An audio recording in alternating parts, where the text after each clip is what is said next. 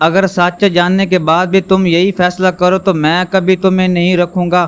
مریم ابھی تک اس جملے کے بارے میں سوچ رہی تھی جو فون پر موجود عورت نے آخر میں کہا تھا۔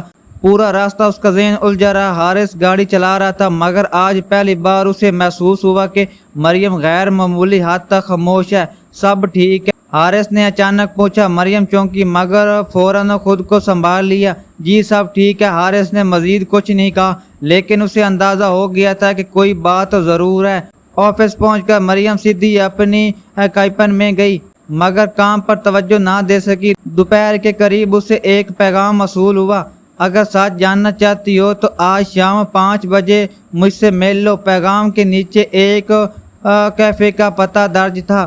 مریم کئی منٹ تک موبائل اسکرین کو دیکھتی رہی۔ دل کہہ رہا تھا کہ یہ سب نظر انداز کر دیں مگر ذہن مسلسل سوال پوچھ رہا تھا۔ آخر وہ عورت کون تھی اور حارث کے ماضی کا کون سا راز ابھی تک چھپایا ہوا تھا؟ شام ہوتے ہی مریم کیفے پہنچ گئی۔ ایک کونے کی میز پر ایک خوبصورت مگر سنجیدہ چہرے والی عورت بیٹھی تھی۔ مریم کو دیکھتے ہی وہ کھڑی ہو گئی۔ میں تمہارا انتظار کر رہی تھی۔ مریم اس کے سامنے بیٹھ گئی۔ آپ کون ہیں؟ عورت نے چند لمحے خاموش رہ کر جواب دیا۔ میرا نام ایت ہے۔ مریم خاموش رہی۔ ایت نے دھیرے سے میز پر ایک پرانی تصویر رکھ دی۔ تصویر میں حارث مسکرا رہا تھا اور اس کے ساتھ یہی عورت کھڑی تھی۔ مریم کی نظریں تصویر پر جم گئیں۔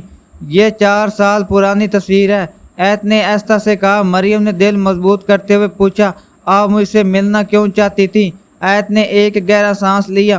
کیونکہ تم صرف آدھا سچ جانتی ہو۔ مریم کا دل زور سے دھڑکنے لگا۔ مطلب؟ ایت کی آنکھوں میں ایک عجیب سی اداسی اتر آئی۔ حارث نے تم سے شادی اپنی مرضی کے خلاف نہیں کی تھی۔ مریم حیرت سے اسے دیکھنے لگی۔ ایت نے اگلا جمعہ کہا تو جیسے وقت چند لمحوں کے لیے رک گیا، بلکہ اس شادی کا فیصلہ خود حارث نے کیا تھا۔